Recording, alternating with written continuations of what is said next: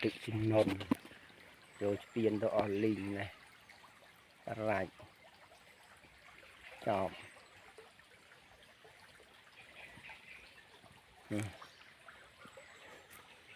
tiền cái chlong tiền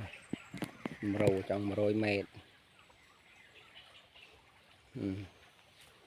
tịch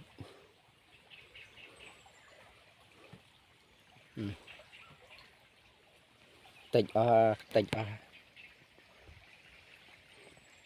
tự nằm này đo là chúng khai đậm mùi nó tự rồi tiền rồi khai chúng viêm ấy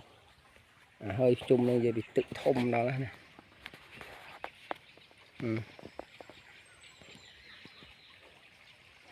rồi nệ tiền được chrome